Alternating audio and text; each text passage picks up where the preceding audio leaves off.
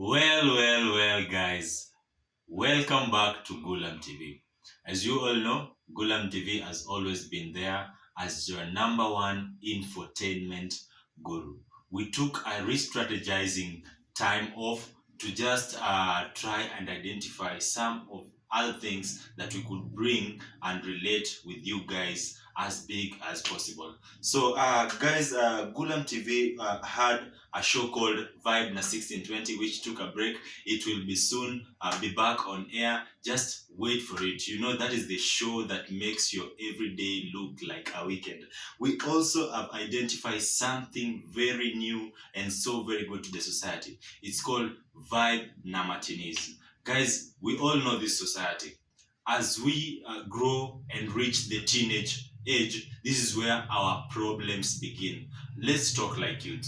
This is going to be a platform where you and I will be able to relate freely without being judged, without being told anything bad of what you're feeling or what you're going through.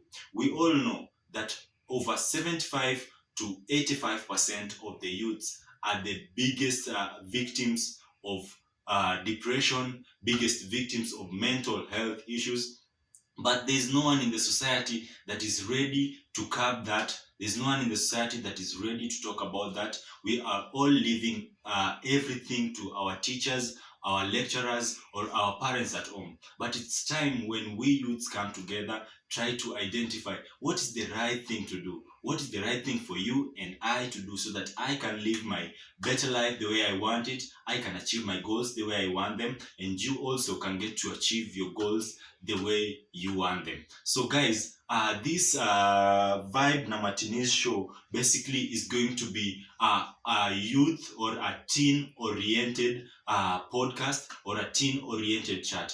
We are going to air out some of the problems that we go through as youth, some of the challenges that we face in our growth, whether in campus, whether in high school, or even in the primary level. So, guys, welcome back to Gulam TV. You know, this is your infotainment guru. And before we even move further, just ensure you've subscribed.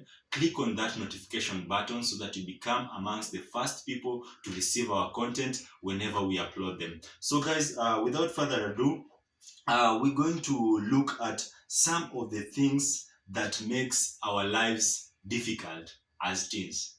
Come to think about it. Tangu tu tumalize primo, then we got into high school. That's where everything began. That's where you started feeling like you needed to make your own decisions. That's where you started feeling like you needed a girlfriend. That's where you started feeling that you needed to test out some things like drugs. You needed to figure out kama naweza tumia hii ama siwezi tumia hii, kama naweza kuwa kwa hii company ama siwezi kuwa kwa hii company. That's where the peer pressure, the one we learned from class 6 to all the way to form 4, we've been having it in several subjects. That's where you begin to see it like now this is the peer pressure and it's real. But funny thing, there is no one who comes forward to actually approach this issue the way it should be. What we get as youth basically ni kugombanishwa or people coming hard at us trying to let us have some direction that maybe we don't even have an idea of how to go about it. So today, I'm not going to have a discussion or on a wider perspective, but what we're going to do, we're going to outline some of the challenges that really affect us as teenager. You know, the teenagehood age is like from 12 to 35. Basically, that is where you fully identify yourself, get to know what you want, get to know what you want to do, get to know your goals, get to achieve them. So we're going to help each other get through this. But like basically, mimi from high school to college to finishing to life, like may have kuona vitu mingi zenye some of them, if I took a personal conversation within myself or with someone the same age group as me, I could have sorted them out because niliogopa ku present to my other brothers wenye ni wakubwa, because I felt like I was going to be judged. We're going to get rid of that. We're going to get rid of that situation whereby you are afraid to air out your problem, or to just show how you feel, because you feel like kuna msee ata feel poor about it, ama haita hit poa kwa mzae, ama mother ata feel hivi. Ni time yenyewe sisi mateens wenyewe tujiongeleshe, tujue the right thing ya kufanya. So the challenges that basically we youth face, like tukianzia tu high school basically, because hapo hivyo ndio kwenye kila msee ana learn vitu mingi sana. The first thing personally, according to my thinking, yenye msee huweza kupatana nayo, it's peer pressure. Immediately you walk into the teenage group, you start feeling pressured about some things. You walk with your friends, they tell you they have girlfriends. You walk with your friends, they tell you they smoke. You don't smoke, you don't have a girlfriend, but you still want that company. You wonder, how can I be friends to these people and siwezi tumia hizi vitu, and I'm still not that comfortable enough or that man enough to have a girlfriend? We're going to tell you how to deal with it. So basically, peer pressure, this is a state where you feel pressure to do something that is not out of your will, just something because you want to fit in a particular environment. That is peer pressure for me. The next thing we want to talk about is on-screen violence. On-screen violence, this is just the biggest. People tend to ignore this one a lot. Like, on a serious note, this is the point that people really ignore. But mimi naona this is the most serious and the most important thing that we as teens have to consider as we grow. On-screen violence basically ina engage na vitu kama movies, games, whatever content we get to find on the social media or on TV. Unapata kuna some graphics zenye ziko used, kuna some terminologies zenye ziko used, kuna some points zenye wana try kupush, the themes zenye the writers are using.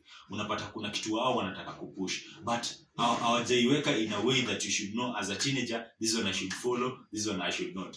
Sisi wote tukigrow we watched Reso, and remember tukiwatch Reso, anytime ilikuwa inaanza ama inaisha, ulikuwa unaambiwa do not try this at home. Hiyo ilikuwa a strict, yani ulikuwa lazima iwekwe hapo hivyo before Reso. I don't know if nowadays inaekwa ama iwekwi, but that one was to tell us that whatever we were seeing there, we were not to try and copy or try do it at home. But we really ignore this. We watch movies. Movies portray a lot of things at a go. You see murders, you see you see theft. People tend to have these characters and build them in them. Like, wanna have this character na wanataka kukua hawa. Say, you watch a movie about Pablo Escobar, you want to be the next Pablo Escobar. That is not how it goes. Those are just characters made from someone's mind. If you want to copy that, you end up losing. Why do you end up losing? Because you'll do something that you don't have any idea about. So on-screen violence is something that should be given a lot of consideration when you're talking to the challenges that face the youth. As the show goes on the next episodes, we're going to have it as a topic of its own, and we're going to discuss it broadly. Today we're just doing some introduction of the things that we're going to be tackling as youths, on the things that we're going to be discussing on our podcast. The next point is social media. Oh my god, this is the biggest of them all. Like, saizi unapata hata mtoto mwenye anaenda BK ama anaenda kindergarten ashajua social media ni nini. Like, basically kuna Baby Shark, kuna nini, but where we go wrong is these kids or there are our brothers and sisters who wanapewa hizi phone waone Baby Shark, but wana get kumaneuver. Unapata mtu yeye anajua hadi kusearch ile Kenya anataka. So the moment anajua kusearch ile Kenya anataka, inamaanisha kuna kitu imerenga kwa brain yake yenye akiona kitu fulani ina hit attention yake, ina take attention yake. Wewe utajua, wewe utakuwa umempatia simu, unajua kwa Baby Shark au kwa nini, but basically kuna vitu zenye anaona zenye zinaingia kwa brain yake na ana get attracted, like just like any other person. Kuna vitu utaona utasema, hey, I want to see this again. That is where social media comes in. Social media has affected us as teens broadly, because tunakuwa exposed to some informations that are not even necessary in our lives. Some are not. Like, tunatry kuiga what the first world countries do. But remember, the first world countries are the first world countries for a reason. Walikuwa mbele. They've known how to handle or tackle some kind of stuff. As we don't have any restriction in the social media, ukiingia internet, uingie Facebook, Instagram or even YouTube, unaweza access any information you want. That's why you start getting contents that are not good for you. You start getting ideas that are not good for you. But no, I'm not saying that social media is bad. Social media has also a positive effect on the life of the teens, because inatuhelp ku broaden mind yetu. We start getting some job opportunities. But see, if we get to look at social media in a broader or a wider perspective, we'll notice that the life of a teenager has been influenced like 95%, or let me just be reasonable, 65% negatively on the life of a teenager. Like, social media imetu influence on a negative perspective. That is according to me. I don't know what you think. If you think that my perspective is wrong, or you have another perspective that you love to share, don't hesitate to just go on that comment box, drop a comment there. Ukisha subscribe, first of all, hit on that notification button, and ensure you also like and share to your friends, so that this information can just be a communal information to, let's just make a better society. We'll hit social media on the next episodes and try to open it widely. Let's just get to know about social media. Let's get to know what helps and what does not help as we speak in relation to social media. The next thing is drug use. Oh my god, this one is something that not everyone will want to hear me talk about this. Not everyone will be happy, but I'm promising you, drug abuse is one thing that has a lot in the life of a teenager. Basically, it's not even drug abuse, it's just drug use. Drug use and drug abuse are two different things. Drug use is just consuming a drug for a particular reason, but drug abuse is in excessive consumption of that drug. But this drug use is the one that leads to drug abuse. What happens when that drug use leads to drug abuse is a disaster, my guys. You will not want to miss when I'll be tackling this drug abuse on its own, also on our next episode. Just make sure we subscribe, because when you subscribe, you get to be amongst the first people when you wanapata notifications zetu or any upload we make, unakuwa amongst the first person kupata. Now, if you have a story to share about everything that we go through, like I've told you, Vibe na Martinez Hub is just a chat or a podcast for us teens, where we can get to relieve ourselves from the things that tie us to some other things that zinafanya hatuwezi endelea life yetu venye tunataka. We can't live that good life we want, because kuna zile vitu zinatu pull back. Unapata, here is the platform where you can just come, we relate, and if you want to share something, go to the Instagram page, Gulam TV, Instagram, inbox me, just tell me whatever you're having. If it's hosting you, we'll host you. If it's just airing it so that we can get opinions from other people, we also do that, so that we ensure it's just a world, it's just a circle of teenagers. We're going to look at alcohol use. Now, this one I want to exclude the high schoolers. As much as I know, in high school, this is where you learn alcohol and everything, but I just want to exclude the high schoolers and talk to basically anyone from campus all the way to 35 years. This is where alcohol consumption is like our day-to-day habit. But have you ever come to ask yourself this? Why do you drink? Okay, how many times do you drink? In a week? In a day? In a month? How much do you use? Then is it worth it? Because basically, alcohol has just become like anything. You'll find anyone drinking. You'll find even an underage individual going to the wines na anauziwa, and you tend to wonder what's happening. But as for me, kenye mi naeza understand, ukifika to the college or university point, you have a lot of pressure. Not now, wacha to forget about the peer pressure and everything. Uko na pressure ya vitu mingi. Kuna academic pressure hapo hivyo, kuna maparo. So sometimes maparo hawako vizuri ama wako well off, yani wako juu zaidi, uko na do mingi mpaka unashindwa sasa utafanyia nini. You hoped for drinking, una hope kuspoil watu every Friday, that comes to every Friday and Thursday, inaenda ina graduate inakuwa Wednesday, Thursday, Friday, inaenda inakuwa Tuesday, Wednesday, mpaka inakuwa the whole week. Ukiamka, you will not think, you will not do anything without alcohol. Hiyo si kitu poa. We can't be using alcohol basically to incite our thinking or doing. That is where we go wrong, and that is what we want to know. Is it necessary?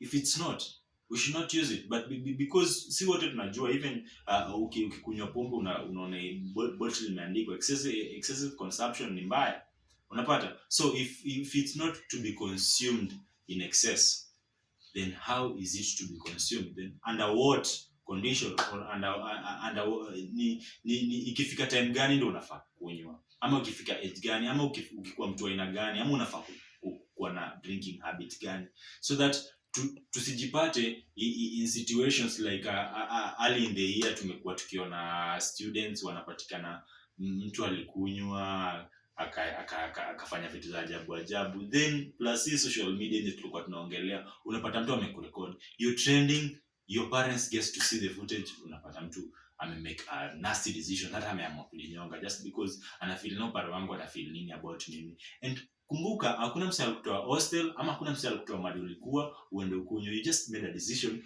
kwenda kukunywa, but haungeweza i-control because haukuweza control the amount yenye uliconsume. We are also going to have this as one of the topic, and I'm hoping we'll have someone mwenye anaweza to elaborate further on what alcohol can do to our lives, on how we should control our consumption of alcohol, and how we live a life free of just alcohol related issues. The next one that seems funny, but it's not. It's one actually of the biggest one. This one starts right from primary. Obesity. You guys, I don't know if you understand what obesity means. Obesity is basically a state of being grossly fat or overweight. Unaona kitu tunakaa hivi. Some people call them momos, but it's just inaweza kuwa an health issues, ama inaweza kuwa tu mtu amebarikiwa na Mungu, ama inaweza kuwa good feeding. We kama ulishi poa, usifanye watu wengine wa feel vibaya kwa venye hao wanalishwa fiti, because we've seen, tumekuwa shule sisi wote, tumeona wase wanaona venye wanapatiwa treatment fulani yenye ni different. Unaona hata mwalimu akimuita mbele aseme kitu, already watu washaanza tu kucheka automatically. But mimi I don't want to talk about what happens to them. I want to talk about how they take it, how they should control it. If you want to make it part of your life, then you should not aufai kuwa ashamed of the fact that uko privileged body wise. Not everyone likes having the slim body. Sometimes tunafikanga mahali unacheka, unaambiwa venye umekonda, so don't feel bad mtu akikwambia umenona. But you also on the other hand,